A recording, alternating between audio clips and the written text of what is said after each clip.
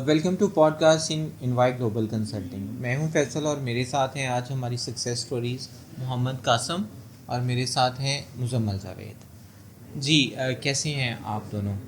अल्हम्दुलिल्लाह। आप सुनाएं सर, कैसे हैं? शुक्र अल्लाह का। आज हम इनके साथ डिस्कस करेंगे इनके डॉक्यूमेंट सबमिशन होने से लेके वीज़ा ग्रांट होने तक। जी कासम, आप बताएं आपका एक्सपीरियंस हमारे साथ कैसा रहा है इनवाई जी ग्लोबल कंसल्टिंग के साथ? मैं सबसे पहले तो आपका बहुत शुक्रिया। मेरा नाम मोहम्मद कासिम है और मैं जड़ोंवाला सिटी से हूँ। तो मेरा एक्सपीरियंस इनवाई ग्लोबल के साथ बहुत अच्छा रहा। मैं 3 महीने पहले आया था इधर। तो 3 महीने पहले मैं आके तो फैसल भाई से ग्लोबल इनवाई में मिला। तो इन्होंने बहुत अच्छा मेरा प्रोसेस स्टार्ट किया।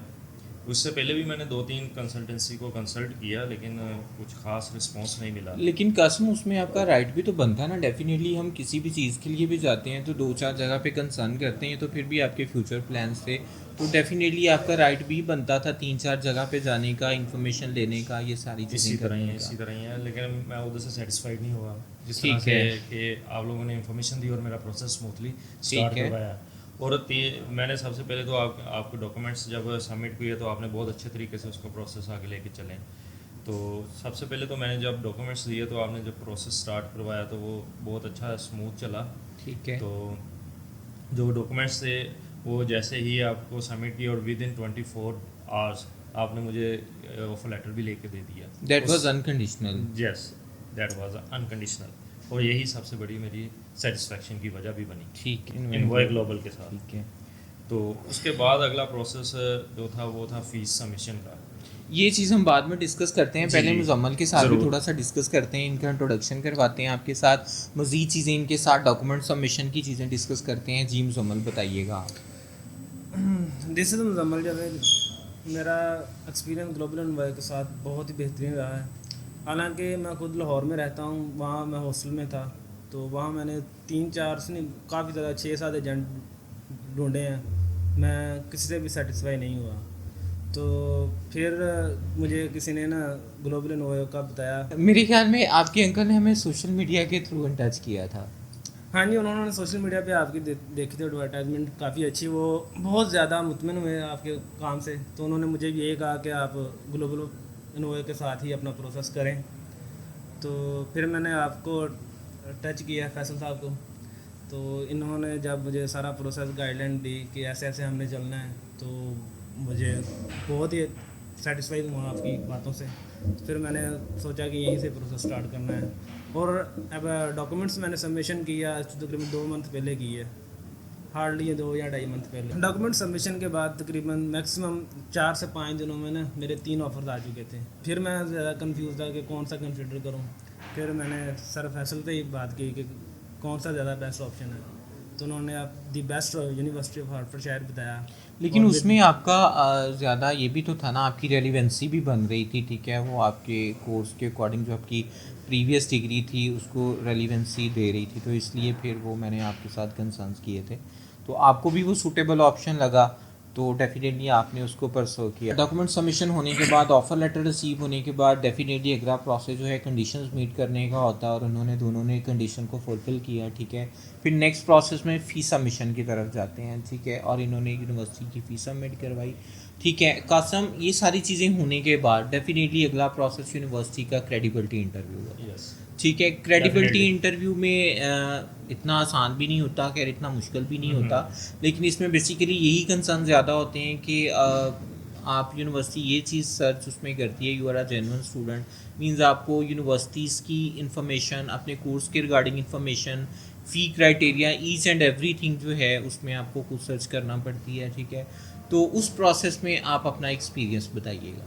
जी, डेफिनेटली फैसल भाई ने बिल्कुल ठीक कहा। यूनिवर्सिटी का फीस सबमिशन के बाद अगला प्रोसेस स्मूथली चलता है। तो जब मैंने फ़ीस सबमिट करवा दी, 5000 पाउंड थी इनिशियली। तो उसके बाद था अगला जो स्टेप था वो क्रेडिबिलिटी इंटरव्यू का था। जी। क्रेडिबिलिटी इंटरव्यू भी यूनिवर्सिटी ने असेस तो करना ही होता है स्टूडेंट को, लेकिन वो भी परेशानी बहुत थी। लेकिन इनवाई ग्लोबल ने उसमें भी हमारी बहुत हेल्प की, और ख़ासकर फैसल भाई ने। और इन्होंने हमें टेस्ट की तैयारी भी करवाई इंटरव्यू की, और मॉक टेस्ट भी लिए। और विद इन 15 डेज़ के बाद वो टेस्ट हमारा कंडक्ट हुआ इंटरव्यू, और मॉक टेस्ट में भी इन्होंने बहुत अच्छे से हमें गाइड भी किया। और टेस्ट जैसे इंटरव्यू हमारा कंडक्ट हुआ तो विद इन 1 आवर मुझे मेल भी आ गई थी कि सक्सेसफुल हो गया आपका इंटरव्यू। और उसके बाद अगला प्रोसेस भी इसी तरह स्मूथ चलता रहा। बाकी फैसल भाई भी आपको बताएंगे और मुजम्मल भाई भी। जी, मुजम्मल का हमारे साथ ये सिनेरियो था कि मुजम्मल को डेफिनेटली फ़ीस सबमिट होने के बाद डेफिनेटली यूनिवर्सिटी आपका इंटरव्यू कंडक्ट करती है। तो मुजम्मल बेसिकली यहाँ से मतलब डेली बेस पे तो आ नहीं सकता था हमारे पास, ठीक है। तो इसके लिए हमने ऑनलाइन क्लासेस भी स्टूडेंट्स के लिए कंडक्ट की होती हैं, तो ये भी उसमें था। तो जी मुजम्मल, आप ऑनलाइन क्लासेस जो क्रेडिबिलिटी इंटरव्यू के अकॉर्डिंग आपकी कंडक्ट हुई थी, उसके बारे में कुछ कहना चाहें? देखें, ये इंटरव्यू टफ ज़रूर होता है, लेकिन जब आपको एक अच्छा मेंटोर मिल जाए ना तो फिर वो मुश्किल रहता नहीं है। तो ग्लोबल एनवॉय वाली टीम ने इतने अच्छे से मेरी प्रेपरेशन करवाई कि मुझे ये इंटरव्यू हलवा लगा। नो डाउट, लेकिन यार इसमें मैं कहता हूँ इसमें हमारी एफ़र्ट्स के साथ साथ ना मुजम्मल स्टूडेंट्स की एफ़र्ट्स ज़्यादा जो है ना वो वैल्यूएबल है, क्योंकि डेफिनेटली अगर स्टूडेंट चाहता है या विलिंग होता है तो चीज़ें होती हैं। वो सर हमारी डेफिनेटली नो डाउट इसमें कोशिश एफ़र्ट्स होती हैं। अगर स्टूडेंट ही अगर इसमें ना चाहे तो फिर हम उसमें नहीं कर सकते। मैं कहता हूँ इसमें आपने मुझे बहुत अच्छा रिस्पांस दिया है कि ऑनलाइन रह के क्लासेस ज्वाइन करके मुझे उसका बहुत अच्छा आउटकम दिया है। इस चीज़ में मैं आपको अप्रिशिएट करता हूँ यहाँ पे, क्योंकि बहुत सारे स्टूडेंट्स हमारे पास भी आते हैं, यहाँ बैठ के भी वो ऐसे प्रिपेयर नहीं हो रहे थे जो आपने हमें ऑनलाइन क्लासेस लेके जो है मुझे आपने इसका आउटकम दिया। सर मेन चीज़ होती है पाथवे। आपने मुझे पाथवे बताया सारा कुछ, ये चीज़ें ऐसे ऐसे हैंडल करनी है, तो फिर मेरे लिए मुश्किल रहा ही नहीं है। वो मुझे ऐसे मिला कि स्टेप बाय स्टेप मैंने तैयार कर लेना। तो विद इन मेरा ख्याल है मैंने 7 दिनों में, 1 हफ्ते में मैंने तैयारी कर ली थी। तो फिर इंटरव्यू हुआ, मॉक लिए थे आपने 1-2, तो वो आपने कहा कि आप ओके हैं। फिर मॉक के बाद मेरा ओरिजिनल इंटरव्यू था यूनिवर्सिटी के साथ, वो हार्डली 10 मिनट का हुआ है। 10 मिनट में उन्होंने ओके किया है, और साथ ही मुझे ईमेल आ गया कि आपका स्पॉन्सरशिप चेक सक्सेसफुल है। ठीक है, आगे प्रोसेस में थोड़ा सा डिस्कस करना चाहें रिगार्डिंग कैश और वीज़ा फाइलिंग में और आपका डिसीजन मेकिंग में एम्बेसी की। अच्छा, क्रेडिबल इंटरव्यू पास होने के बाद नेक्स्ट स्टेप होता है कैश को अप्रोच करना। तो उसके लिए फिर सर फैसल ने मेरे डॉक्यूमेंट्स क्लियर करवाए हैं, फाइनेंशियल डॉक्यूमेंट मंगवाए हैं, बैंक स्टेटमेंट, और उसमें आपके फाइनेंस डॉक्यूमेंट सारे मैच्योर थे मुजम्मल ऑलमोस्ट, तो आपको वो उसमें इतना हर्डल नहीं आया। तो बाकी आगे जैसे ही आपने मुझे डॉक्यूमेंटेशन सबमिट करवाई है रिगार्डिंग उसको कैश को अप्रोच करने के लिए, आगे चीज़ें जो भी हैं वो फिर आपको क्या? कैश अप्लाई करने के तकरीबन 5 दिनों बाद मुझे मेरा कैश यूनिवर्सिटी की तरफ से इशू हो गया। कैश इशू होने के बाद नो डाउट नेक्स्ट स्टेप है वीज़ा एप्लीकेशन। डेफिनेटली। तो वीज़ा एप्लीकेशन के लिए हमने 1-2 दिन बाद कैश के वीज़ा अप्लाई किया था। तो और मैं खुद आपको मेरे ख्याल में कैश आने के 1 से 2 दिन बाद जो है वो अपॉइंटमेंट भी मिल गई थी एम्बेसी में। फ्राइडे को हमारा कैश आया और मंडे को हमारी अपॉइंटमेंट मिल गई थी एम्बेसी में इस्लामाबाद। ठीक है। तो मंडे को अपॉइंटमेंट मिली है, वो भी शाम के 5 बजे। ठीक है।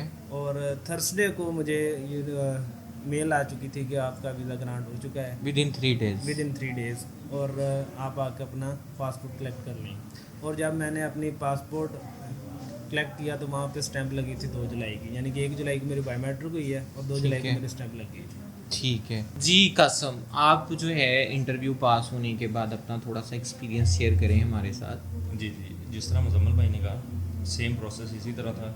इंटरव्यू जैसे ही मेरा क्लियर हुआ विद इन 24 आवर्स, जैसे मैंने पहले बताया, उसके बाद अगला प्रोसेस था कैश का। कैश के लिए मेरे सारे तमाम फाइनेंशियल डॉक्यूमेंट्स भी कंप्लीट थे और दूसरे डॉक्यूमेंट्स भी। तो मैंने इनवाई ग्लोबल में आगे फैसल भाई से रब्ता किया, तो उन्होंने फिर मेरा कैश के लिए प्री कैश फॉर्म फिल किया और उसके बाद कैश अप्लाई किया। जैसे कैश अप्लाई किया विद इन 5 डेज़ कैश मेरे हाथ में था, मेल आ गई थी कैश की। और उसके बाद अगला प्रोसेस इसी तरह ही है कि हमने वीज़ा अप्लाई करना था। तो वीज़ा अप्लाई करने के लिए दोबारा फिर इनवाई ग्लोबल जिंदाबाद कह सकते हैं आपके पास आए। नहीं यार, वो तो डेफिनेटली पार्ट ऑफ प्रोसेस है ना, इसी तरह ही सारा है। स्टेप बाय स्टेप वीज़ा तो सबमिशन। उसके लिए सैटरडे का डे था, तो फ़ीस जैसे ही मैंने वीज़ा की और IHS फ़ी पे की, उसके बाद अपॉइंटमेंट भी ट्यूसडे की लेके दी और इस्लामाबाद जारी ऑफिस की मिल गई थी हमें। लेकिन वो उधर मैं तकरीबन 3 बजे 4 बजे पहुंच गया था, 4:40 की अपॉइंटमेंट थी। तो वहीं पे मेरे डॉक्यूमेंट स्कैन हुए। डॉक्यूमेंट स्कैन होने के बाद उन्होंने जैसे ही अपॉइंटमेंट मेरी बुक हुई, सैटरडे को अपॉइंटमेंट बुक हुई तो ट्यूसडे को अपॉइंटमेंट थी। तो जैसे ही मैं वहाँ पे पहुँचा, वीज़ा अप्लाई किया, तो उसके बाद ना एक मुझे बहुत ज़्यादा टेंशन हुई असल भाई, वो थी कि किस तरह इसका ना एम्बेसी इंटरव्यू किस तरह करें, क्योंकि वो काफ़ी लोगों की VFS की उसकी NSF की मेल आ रही थी ठीक है काफ़ी लोगों को, तो वो यार बहुत देखिए ज़्यादा वो टेंशन तो थी। उसमें पार्ट ऑफ प्रोसेस में अगेन इसको कहूँगा, ठीक है। इसमें ये चीज़ तो हम पहले दिन ही स्टूडेंट के साथ कंसर्न करते हैं एम्बेसी लेकिन इंटरव्यू आपने की। उसके लिए तैयारी भी तो करवानी स्टार्ट कर दी थी। डेफिनेटली यार वो हमारा कह लें कि ड्यूटीज़ में भी कह लें शामिल है, या हमारा बनता भी है कि इतना प्रोसेस होने के बाद भी अगर ये लास्ट स्टेप पे अगर स्टूडेंट को हम अकोमोडेट ना कर पाएँ तो वो सारी चीज़ें स्टूडेंट का तो बहुत ज़्यादा उसमें लॉस हो जाता है, उसके फ्यूचर प्लान्स डिस्टर्ब हो जाते हैं, सारी चीज़ें हो जाती हैं। मैं फुल सेटिस्फाई हूँ आपके प्रोसेस से, इतना स्ट्रीमलाइन चला है कि आपने कोई दिन भी ज़ाया नहीं होने दिया। जैसे ही डॉक्यूमेंट ओके हुए हैं, डॉक्यूमेंट अपने सबमिट करवाए हैं, इंटरव्यू कंडक्ट करवाया, हर चीज़ डे बाई डे साथ चली है। इससे पहले मैंने ऑस्ट्रेलिया का कर रहा था प्रोसेस, तो ऑस्ट्रेलिया ने मुझे जलील किया, लेकिन वो सबसे बड़ी रीज़न थी एजेंट की। मेरा पहले लाहौर में एक एजेंट था, उन्होंने कोताही की वजह से मेरी जो है जुलाई इनटेक मिस हो गई। वो मुझे चलें उसमें बेसिकली ये भी तो मुकम्मल चीज़ें होती हैं ना, आपकी किस्मत में बहुत सारी चीज़ें अल्लाह ताला की तरफ से प्लान्स और होते हैं, तो No हम कुछ doubts। और तरह से सोचते हैं चीज़ें, हमारी लाइफ में कुछ और तरह से अल्लाह ताला ने प्लान की होती हैं। तो डेफिनेटली शायद वो यही ऐसी वे बनते हैं कि एक जगह से निकल के बंदा दूसरी जगह पे आता, तो आपके प्लान्स इस तरह ही फिर कन्वर्ट हो जाते हैं। तो खैर जी कासम आप क्या कहते हैं? मैं तो यही कहना चाहूँगा कि इनोवा ग्लोबल की टीम बहुत ज़्यादा कोऑपरेटिव थी। Thank और you। तकरीबन जो प्रोसेस है मेरा 2.5 से 3 मंथ, मैक्सिमम 2.5 मंथ ही है, तो वो बहुत ज़्यादा स्मूथली स्टेप बाय स्टेप चला। और तमाम जितनी टीम के मेंबर्स हैं, हर एक ने अपना रोल बहुत अच्छे तरीके से किया, और जो टेस्ट की तैयारी, मॉक टेस्ट वगैरह सब कुछ बहुत अच्छे तरीके से हुआ, और बहुत अच्छी तरीके से गाइड भी किया, और अगला हमारा स्मूथ हमारा चला प्रोसेस, और एंड तक आज हम आपके सामने बैठे हैं। Thank you. इंशाल्लाह हम एक नए पॉडकास्ट में एक नए टॉपिक के साथ एक नई डिस्कशन लेके अपनी न्यू सक्सेस स्टोरीज के साथ आएंगे। तब तक हमें इजाज़त दें। Highly recommended invite global.